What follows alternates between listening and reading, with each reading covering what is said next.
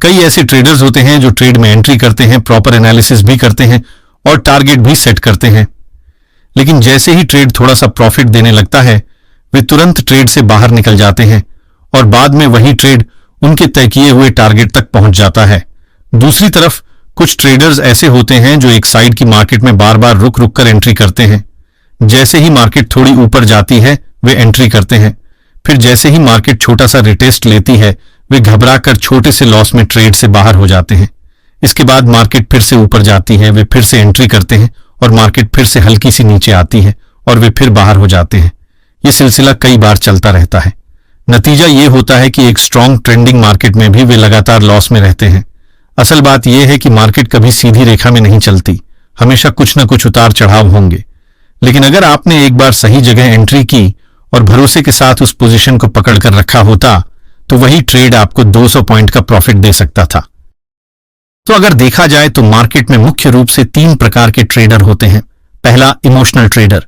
ये वो ट्रेडर होते हैं जो मार्केट में मौजूद अपॉर्चुनिटीज के बावजूद लगातार लॉस करते हैं, क्योंकि या तो वे गलत समय पर एंट्री लेते हैं या बिना किसी ठोस प्लान के ट्रेड करते हैं।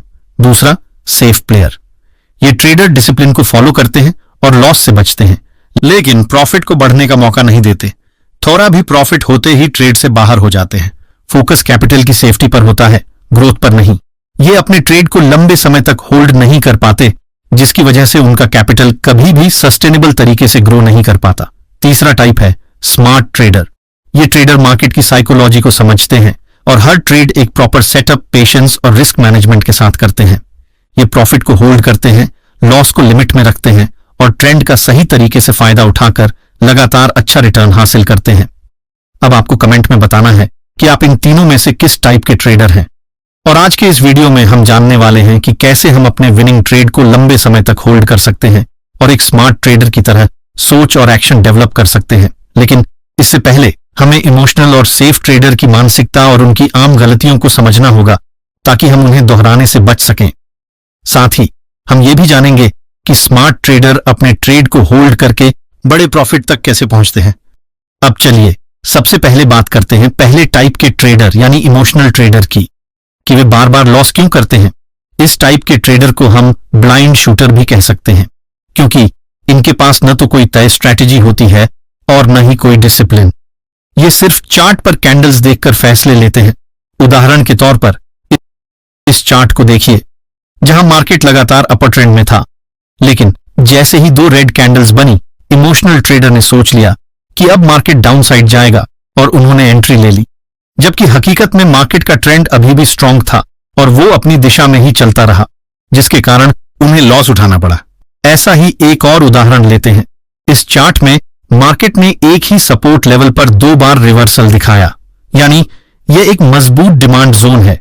लेकिन जब तीसरी बार मार्केट उसी लेवल पर आता है तो इमोशनल ट्रेडर फोमो की वजह से डाउनसाइड की पोजीशन ले लेते हैं कि शायद इस बार सपोर्ट टूट सकता है और अपॉर्चुनिटी मिस हो सकती है। लेकिन मार्केट फिर से ऊपर चला जाता है और इन्हें लॉस होता है। इस तरह से बार बार गलत फैसलों के कारण इनका कैपिटल धीरे धीरे खत्म हो जाता है। अब बात करें उन आदतों की जो इन ट्रेडर्स को बदलनी चाहिए। पहला, बिना स्टॉप लॉस के ट्रेड करना। दूसरा, बिना किसी ट्रेडिंग प्लान या स्ट्रैटेजी के ट्रेड करना। तीसरा, फोमो में आकर जल्दबाजी में एंट्री लेना। और चौथा, लॉस के बाद रिवेंज ट्रेडिंग करना।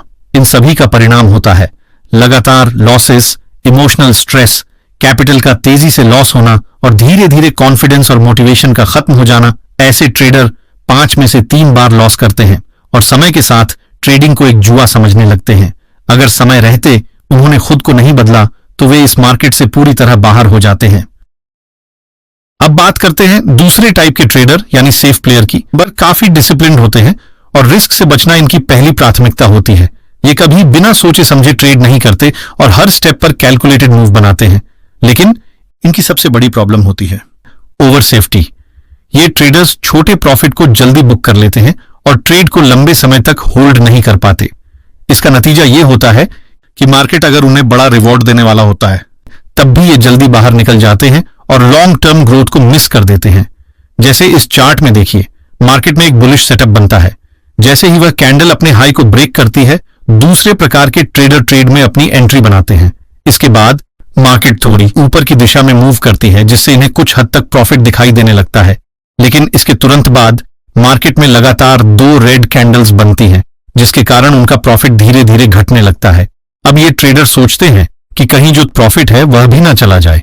इसी डर से वे उस छोटे से प्रॉफिट को बुक कर लेते हैं, लेकिन इसके बाद मार्केट लगातार अपसाइड की ओर बढ़ती है और वे एक बड़ी प्रॉफिट अपॉर्चुनिटी को मिस कर देते हैं। इनका फोकस होता है कैपिटल प्रोटेक्शन, लेकिन ग्रोथ की भावना कमजोर होती है जिसकी वजह से इनका अकाउंट सालों बाद भी वहीं का वहीं रह जाता है। सेफ प्लेयर का माइंडसेट यह होता है कि किसी भी कीमत पर लॉस नहीं होना चाहिए और इसी डर की वजह से वे कभी अपने ट्रेड को चलने का मौका नहीं देते। कई बार ये अपनी स्ट्रेटेजी से भी जल्दी बाहर हो जाते हैं सिर्फ इसलिए कि कहीं प्रॉफिट लॉस में न बदल जाए। जब मार्केट थोड़ा सा उल्टा चलता है तो ये ट्रेड क्लोज कर देते हैं, जबकि कई बार वही ट्रेंड कुछ समय के बाद कंटिन्यू होता है और बड़ा मूव देता है, लेकिन ये ट्रेड में नहीं होते और इसी डर की वजह से इनका ग्रोथ स्टक हो जाता है। इनकी सबसे आम गलतियां होती हैं। पहला, प्रॉफिट जल्दी बुक कर लेना। दूसरा, हर ट्रेड में रिस्क बहुत कम रखना। तीसरा, ट्रेंड में रहते हुए भी ट्रेड को जल्दी क्लोज कर देना। और चौथा, लॉस से इतना डरना कि ट्रेडिंग का कॉन्फिडेंस खो देना। इसका रिजल्ट होता है स्लो प्रोग्रेस, लीनियर ग्रोथ और टाइम के साथ ट्रेडिंग में इंटरेस्ट कम हो जाना। अब आते हैं तीसरे और सबसे जरूरी टाइप पर, जिसे हम कहते हैं स्मार्ट ट्रेडर। ये वो ट्रेडर हैं जो सिर्फ टेक्निकल एनालिसिस या स्ट्रैटेजी तक सीमित नहीं होते, बल्कि वो मार्केट की साइकोलॉजी, ट्रेडर्स के बिहेवियर और ट्रेंड डायनामिक्स को समझते हैं। स्मार्ट ट्रेडर ट्रेड में एंट्री से पहले क्लियर प्लान बनाते हैं। वे रिस्क को मैनेज करते हैं, स्टॉप लॉस का सही उपयोग करते हैं और हर ट्रेड में fix risk reward ratio follow करते हैं। इनका फोकस होता है लॉन्ग टर्म कैपिटल ग्रोथ पर, इसलिए जब मार्केट उनके पक्ष में चलता है तो ये अपने प्रॉफिट को जल्दी बुक नहीं करते, बल्कि ट्रेंड को फॉलो करते हैं और प्रॉफिट को ग्रो होने का समय देते हैं। साथ ही जब मार्केट उनके खिलाफ जाता है तो वे इमोशन में आकर डिसीजन नहीं लेते, बल्कि प्री डिफाइंड प्लान के हिसाब से काम करते हैं। जैसे देखिए इस चार्ट में, यहां पर मार्केट में एक बुलिश सेटअप बनता है, जिसको देखते हुए तीसरे टाइप के ट्रेडर यानी स्मार्ट ट्रेडर रिस्क मैनेजमेंट के नियम को फॉलो करते हुए शुरुआत में 1:2 रिस्क टू रिवॉर्ड रेशियो को रखते हुए इस ट्रेड में एंट्री करता है और जब उनका टारगेट हिट होता है तो वे ट्रेड से पूरी तरह बाहर होने के बजाय वो अपने स्टॉप लॉस को ट्रेल कर देते हैं और टारगेट के पास स्टॉप लॉस को सेट कर देते हैं। लेकिन मार्केट स्विंग बनाते हुए अपसाइड जाती है और फिर वे अपने स्टॉप लॉस को लास्ट स्विंग तक ट्रेल कर देते हैं। ऐसे ही वो ट्रेंडिंग मार्केट में पूरा ट्रेंड को कैप्चर करते हैं और एक ट्रेड से हाई प्रॉफिट निकालते हैं, जैसे 1:4 या 1:5। इसी वजह से अगर उन्हें छोटा छोटा लॉस हो भी जाए तो उन्हें ज्यादा फर्क नहीं पड़ता, बल्कि वे अपनी स्ट्रैटेजी में सुधार करते हैं और जब भी मार्केट उनके सेटअप पर आती है तो वे बिना डरे ट्रेड में एंट्री करते हैं। स्मार्ट ट्रेडर ट्रेंड के साथ ट्रेड करते हैं, सेटअप कंफर्म होने पर ही एंट्री लेते हैं और हमेशा लॉजिक पर आधारित डिसीजन लेते हैं। उनकी सबसे बड़ी ताकत होती है पेशेंस, डिसिप्लिन और माइंड मैनेजमेंट।